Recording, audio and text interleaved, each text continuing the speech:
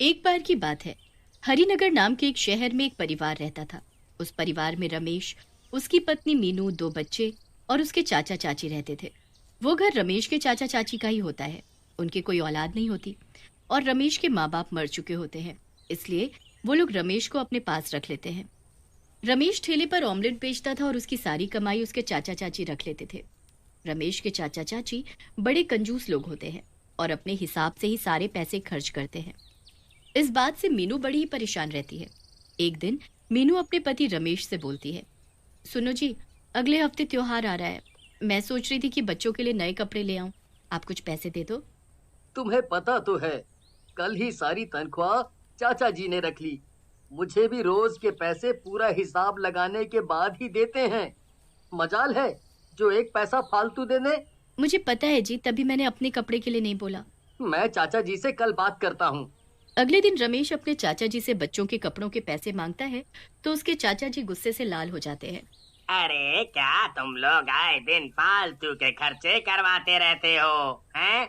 इतने कपड़े पड़े हैं, ये तेरी बहू है ना, यही तेरे कान भरती है। हाँ?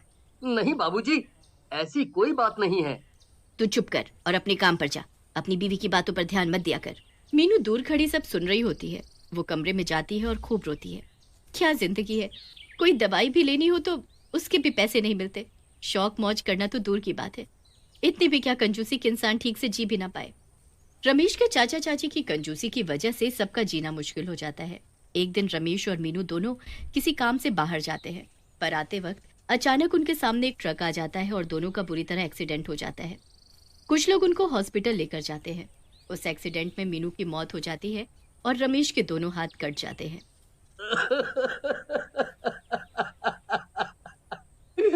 नहीं नहीं, ये क्या हो गया? हे भगवान, ये आपने क्या किया? मेरी मीनू को मुझसे छीन लिया और ऊपर से मेरे हाथ भी छीन लिए। अब मैं किसी काम का नहीं रहा। अब मैं क्या करूंगा? रमेश बहुत रोता है। बेचारे बच्चे भी हर वक्त अपनी माँ को याद करते हैं। घर में कमाने वाला एक ही आदमी होता है जिसके हाथ कट चुके होते हैं। समझ नहीं आ रहा होता कि आगे कमाई कैसे होगी। रमेश एक दिन अपनी रेडी को खड़ा देख रहा होता है। वो खुद को इतना लाचार समझने लगता है और ऊपर से तभी उसके चाचा जी आकर उसे सुनाने लगते हैं। हे भगवान, अब घर का खर्चा कैसे चलेगा? तू तो अब किसी काम का भी नहीं रहा। तुझे और तेरे बच्चों को कौन बैठा कर खिलाएगा? हैं? मुझे इस बात का खुद बुरा लगता है, पर मैं कर भी तो क्या सकता हूँ। देख बेटा, हम भी बूढ़े लोग हैं, अपना गुजारा कर ले वही बहुत है। तुझे और तेरे दो दो बच्चों को कहाँ से खिलाएंगे? आप ऐसे तो मत बोलो चाचा जी। मैंने मैंने जिंदगी भर अपनी सारी कमाई आपको ला कर दी है। अरे तो हमने बदले में तुझे पाल पोस कर बड़ा नहीं किया क्या? हैं? मुझे कमाई देकर कौन सा एहसान कर दिया हम पर? ऐसा है, तू अपना ठिकाना देख ले। हम तुझे और तेरे भुक्कड़ बच्चों को अब और अपने घर में नहीं रख सकते। ये आप क्या बोल रहे हो चाचा जी?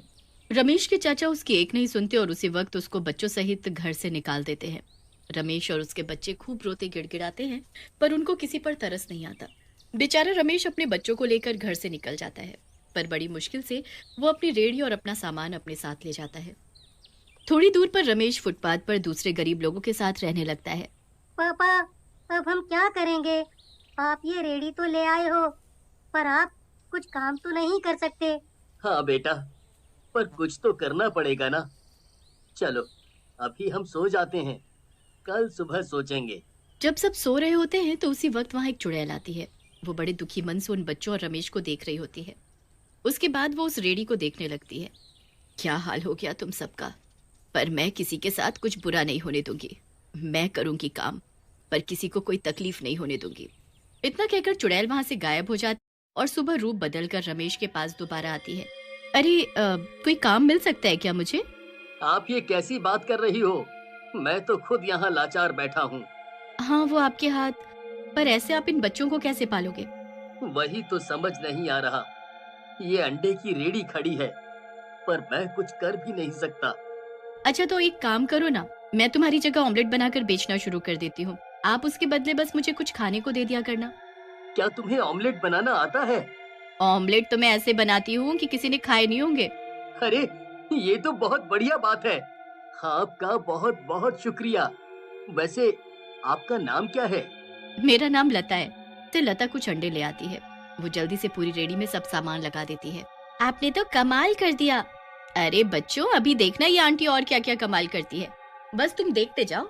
लता ऐसे फटाफट ऑमलेट बनाती है कि उसके ऑमलेट बनाने के तरीके को देखकर ही वहाँ लोग भीड़ लगा लेते हैं। मेरे लिए भी जरा 2 अंडे का ऑमलेट बना दो। हाँ बस अभी बनाकर देती हूँ। लता फटाफट उस आदमी को ऑमलेट बनाकर देती है। पूरा दिन बड़ी ही अच्छी कमाई होती है। काम करते करते रात होने वाली होती है। अब रात होने वाली है। मैं यहाँ रुकी तो वापस चुड़ैल के रूप में आ जाऊंगी और ये लोग मेरी असलियत जान जाएंगे। मुझे यहाँ से जाना होगा। लता सारे पैसे रमेश को देकर वहाँ से 2 अंडे की ऑमलेट अपने लिए लेकर चली जाती है। उसके बाद वो रास्ते में एक चुड़ैल के रूप में बदल जाती है। आखिरकार उन सबको भूखा नहीं सोना पड़ेगा। मैं सब ठीक कर दूंगी, मैं सब अच्छा कर दूंगी। चुड़ैल चलते चलते जंगलों में गायब हो जाती है और यहाँ रमेश बच्चों के साथ बैठकर पैसे गिनने लगता है। अब तुम दोनों कल से फिर से स्कूल जाना और जल्दी ही हम अपना रहने का ठिकाना भी बना लेंगे। तुम दोनों को यहाँ सड़कों पर नहीं रहना पड़ेगा। हाँ पापा, सच में बिल्कुल माँ जैसे जल्दी जल्दी काम कर रही थी। वो आंटी कितनी अच्छी है ना पापा। हाँ बेटा, वो बहुत अच्छी आंटी हैं, पर वो आप दोनों की माँ जैसी नहीं हो सकती। मीनू जैसा दुनिया में कोई नहीं हो सकता। बच्चे और रमेश उदास हो जाते हैं और दुखी मन से सो जाते हैं। अगली सुबह होती है और बच्चे बड़ी ही बेसब्री से उस आंटी का इंतजार करने लगते हैं। तभी वो चुड़ैल लता बनकर आ जाती है। अरे बच्चों, तुम अभी तक यहाँ क्या कर रहे हो? तुम्हें तो स्कूल में होना चाहिए ना। हाँ, पर हमें आपसे मिलना था ना, इसीलिए हम आज नहीं गए। ये तो बहुत गलत बात है बच्चों। पढ़ना तो बहुत जरूरी होता है, बिना पढ़ाई लिखाई के कुछ भी नहीं है। उसके बाद लता अपनी अंडे की रेडी लगाती है। लोगों की भीड़ जमा होने में जरा भी देर नहीं लगती। लता अकेले ही इतने सारे ग्राहकों के लिए ऑमलेट झट से बना देती है। लोग उसकी स्पीड से बड़े ही हैरान होते हैं कि कैसे वो अकेले सब कर लेती है। उस दिन भी लता काफी पैसे कमा लेती है। फिर रात होते ही वो चली जाती है और चुड़ैल के रूप में आ जाती है। अब वो रोज ऐसा ही करने लगती है। रोज सुबह लता के रूप में ऑमलेट बनाकर बेचती और रात होने पर चुड़ैल बन जाती। उसे कोई देख न ले, इसलिए वो चुड़ैल बनने से पहले ही जंगल में चली जाती थी। धीरे धीरे रमेश के पास इतने पैसे हो जाते हैं कि वो अच्छा घर और हर जरूरत की चीज खरीद लेता है।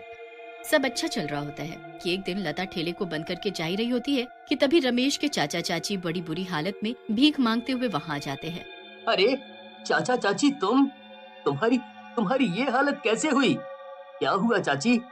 कुछ खाने को दे दे बेटी, कुछ दे दे। रमेश बेटा, सब बर्बाद हो गया। घर में चोरी हो गई, चोर सब कुछ ले गए। हमारे खाने के लाले पड़ गए हैं। कब से तेरे चाचा और मैं भूखे हैं, कुछ दे दे बेटा। ये मेरी चाची हैं, जल्दी से इनको ऑमलेट बनाकर दे दो। नहीं दूंगी, कभी नहीं दूंगी। जैसे मेरे बच्चे और पति के साथ किया, इनके साथ भी वही होना चाहिए। ये तुम क्या बोल रही हो? तुमको ये सब कैसे पता? लता को इतना गुस्सा आ जाता है कि वो चुड़ैल में बदल जाती है। तुम्हारी बीवी हूँ मैं, मीनू। मुझे सब पता है इन लोगों ने तुम्हारे और मेरे बच्चों के साथ क्या किया है। मुझे सब पता है।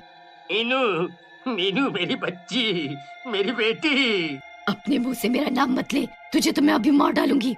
नहीं मीनू, ऐसा मत करना। इनको इनके किए की सजा खुद ही मिल गई है। तुम क्यों अपने हाथ गंदे कर रही हो? जा यहाँ से, वरना मार डालूंगी तुम दोनों को। चुड़ैल से डरकर दोनों वहाँ से भाग जाते हैं और भिखारी की जिंदगी जीते हैं। रमेश अच्छा कमाता है और अपने बच्चों के साथ अच्छी जिंदगी जीता है। मीनू की आत्मा को ये सब देखकर शांति मिल जाती है और वो वहाँ से हमेशा के लिए चली जाती है।